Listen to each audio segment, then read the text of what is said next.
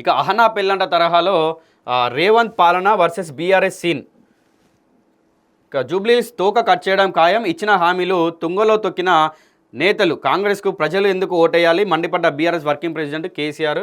ఇంకా ఇటుపక్క నిరుద్యోగులకు ఆశ చూపి 10 ఏళ్ళు భోగం, 5 ఏళ్ళు మహిళా మంత్రి లేకుండా నడిపిన చరిత్ర, బీఆర్ఎస్ బీజేపీలోది లోపాయకార ఒప్పందం. కేటీఆర్ వ్యాఖ్యలకు కౌంటర్ ఇచ్చిన పీసీసీ చీఫ్ మహేష్ కుమార్.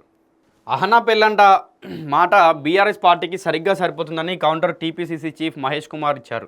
సినిమాలో మాదిరి కోడిని వేలాడదీసి ఆశ చూపినట్లు నిరుద్యోగులకు ఉద్యోగాల ఆశ చూపి కేబినెట్లో 5 ఏళ్ళు మహిళా మంత్రి లేకుండా ప్రభుత్వం నడిపిన నీచ చరిత్ర బీఆర్ఎస్ పార్టీది అని దుయ్యబట్టారు. ఇది కోడిని వేలాడదీసి ఆశ చూపినట్లు అని చెప్పి ఇంకొకటి చెప్పాడు కదా.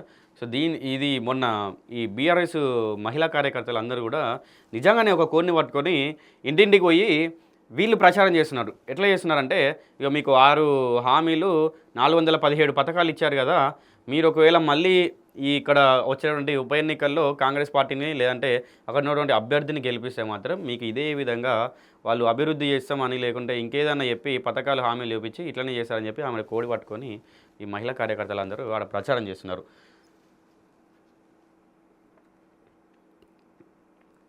ఈ మేరకు బీఆర్ఎస్ వర్కింగ్ ప్రెసిడెంట్ కేటీఆర్ వ్యాఖ్యలపై మహేష్ కుమార్ మాట్లాడుతూ తీవ్రంగా స్పందించారు. జూబ్లీస్ ఎన్నికల్లో బీఆర్ఎస్ పార్టీకి ఓటేస్తే బీజేపీకి ఓటేసినట్లే అని వ్యాఖ్యానించారంట. ఇదేంది?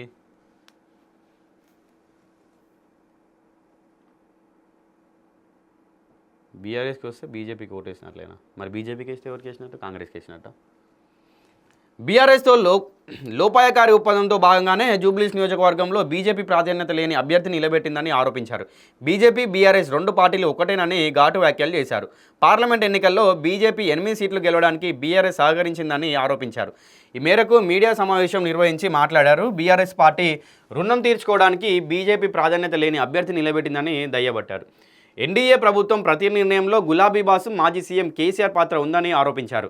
రాష్ట్రపతి అధ్యక్ష పదవిని నుంచి మొదలుకొని ట్రిపుల్ తలాక్ వరకు బీజేపీకి కేసీఆర్ మద్దతు ఇచ్చారని అన్నారు. డబ్బుతో ఓట్లను కొలవడం అనేది అనైతిక చర్య అని పేర్కొన్నారు. కాంగ్రెస్ వాళ్ళు ఇచ్చే 5,000 తీసుకోండి, బీఆర్ఎస్ పార్టీకి ఓటేయండి అంటూ కేటీఆర్ మాట్లాడడం ప్రజాస్వామ్యానికి విఘాతం కలిగించే చర్యగా పేర్కొన్నారు. ఎలక్షన్ కమిషన్ తక్షణమే కేటీఆర్పై కేసు నమోదు చేయాలని డిమాండ్ చేశారు. ఎవరికి తెలియదు బయట ఇప్పుడు పైసలు ఇస్తలేరు అని చెప్పి ఎవరికి తెలియదు? ఇప్పుడు కాంగ్రెస్ వాళ్ళు పైసలు ఇవ్వలేదా, లేకుంటే బీఆర్ఎస్ వాళ్ళు ఇవ్వలేదా, బీజేపీ వాళ్ళు లేదా? అందరూ ఇప్పుడు ఏంది, ప్రజలు ఎట్లా ఉన్నారు? ప్రజలు పైసలు తీసుకొని ఓటేద్దాము, ఈ మందు తాగి బిర్యానీ నేను ఇవి చేసి ఓటేద్దామని ప్రజలు అట్లనే ఉన్నారు. మీరు చేసేటి కథలు కూడా ఇట్లనే ఉన్నాయి. పైసలు ఇచ్చాడు, మనిషికి 500 1000 రూపాయలు ఇద్దాం, ఓ మందు బాటిల్ కొనిద్దాం, ఓ బిర్యానీ ప్యాకెట్ ఇద్దాం, వాళ్ళు మనకే ఓటేస్తారని మీరు అట్లనే ఉన్నారు. ఇక ఎవరు ఒకరికొకరు అనుకుంటేంది? ఇప్పుడు కాంగ్రెస్ పార్టీ వాళ్ళు ఇప్పుడు మీరు అంటే బీఆర్ఎస్ పార్టీలో కేటీఆర్ పైన కేసు నమోదు చేయాలి, కేసు ఫైల్ చేయాలని అంటా ఉన్నారు కదా. మరి ఒకసారి మీరు జూబ్లీహిల్స్ ప్రజలతోటి మీరు అనిపించండి, కాంగ్రెస్ పార్టీ నుండి ఎట్లాంటి పైసలు కూడా వీళ్ళకు ముట్టలేదని చెప్పి, కాంగ్రెస్ పార్టీ ఎట్లాంటి 1 రూపాయి కూడా అక్కడ ఉన్నటువంటి జనాలకు స్థానికులకు 1 రూపాయి కూడా ఇవ్వలేదని మీరు చెప్పించండి. లేదంటే బీఆర్ఎస్ ప్రభుత్వం ఇవ్వలేదని చెప్పించండి, బీజేపీ ప్రభుత్వం ఇవ్వలేదని చెప్పించండి. మీరు చేసేటి మీకు తెలుసు. ప్రజల్ని ఎట్లా కొంటారు ఓట్ల సమయంలో, అట్లాగే ఈ ఏమంటారు ఈ ఉప ఎన్నిక టైంలో మీరు ఎట్లా ప్రజల్ని వాళ్ళని మోసం చేస్తున్నారు అనేది ప్రజలకు తెలుసు, మీకు తెలుసు. కానీ మళ్ళీ మీరు మాట్లాడే మాటలేమో ఇట్లుంటాయి. ఇక ఎన్నికల ముందు ఇచ్చిన హామీలను మెజార్టీ అమలు చేశామన్నారు. కాంగ్రెస్ పార్టీ హామీలు అమలు చేసి ఓట్లు అడుగుతుందని వ్యాఖ్యానించారు. రాష్ట్రం వస్తే ఉద్యోగాలు వస్తాయని అమాయకులైన నిరుద్యోగులను బలిగొన్న చరిత్ర బీఆర్ఎస్ పార్టీదని ఫైర్ అయ్యారు. 10 ఏళ్ల పాలనలో కేసీఆర్ కుటుంబంలో వారికి మాత్రమే ఉద్యోగాలు వచ్చాయని మండిపడ్డారు. బీజేపీ బీఆర్ఎస్ 2 ఒకటేనని పీసీసీ చీఫ్ అన్నారు. గత ఎన్నికల్లో బీజేపీకి బీఆర్ఎస్ సాయం చేసిందని, ఆ రుణాన్ని బీజేపీ ఇప్పుడు తీర్చుకుంటుందని ఆరోపించారు. అందుకే జూబ్లీహిల్స్ ఎన్నికల్లో బీజేపీ డమ్మీ క్యాండిడేట్ను పెట్టిందని విమర్శించారు. యూసుఫ్గూడలో ఏర్పాటు చేసిన మీటింగ్లో ఆయన బీజేపీ బీఆర్ఎస్పై తీవ్ర విమర్శలు చేసి బీఆర్ఎస్ పార్టీ ఫేక్ హామీలతో మోసం చేసిందన్నారు. ఏదో ఒక ఉంటుందబ్బా, అది నాకు కరెక్ట్ చెప్పనీకి వస్తలేదు. కానీ ఈ ఫేక్ హామీలు, ఫేక్ పథకాలు అని చెప్పి మీరు మాట్లాడద్దు. ఆ మాటలు అసలు మీరు మాట్లాడద్దు. ఎందుకంటే మీరు మాట్లాడేది ఇప్పుడు మీటింగ్లో పోయి ప్రజల ముందు మాట్లాడుతున్నారు. ప్రజలు నవ్వన్నా అద్దా అని చెప్పి ఆగుతూ ఉంటారు మిమ్మల్ని చూసుకుంటా ఆడ.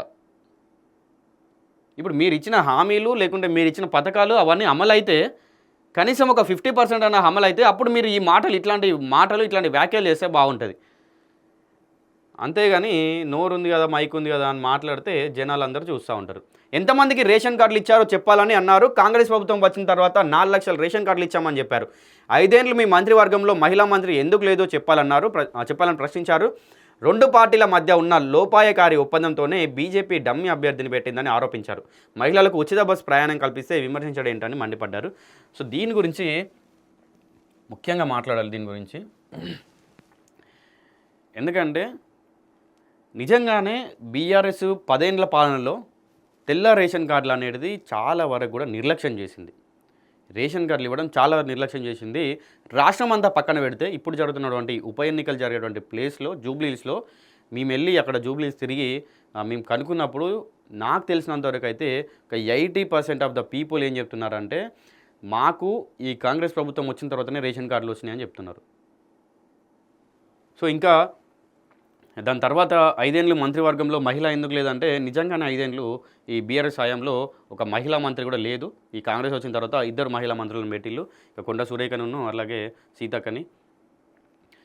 ఇక మహిళలకు ఉచిత బస్సు ప్రయాణం కల్పిస్తే విమర్శించడం ఏంటని మండిపడ్డారు. సో ఈ ఫ్రీ బస్సు గురించి ఎవరో విమర్శించాల్సిన అవసరం లేదు.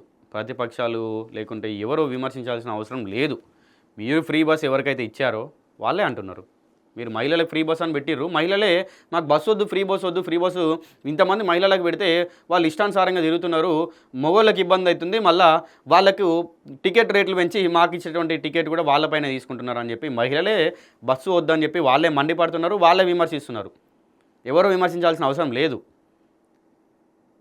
సో అది తెలుసుకుంటే మంచిది. మీరు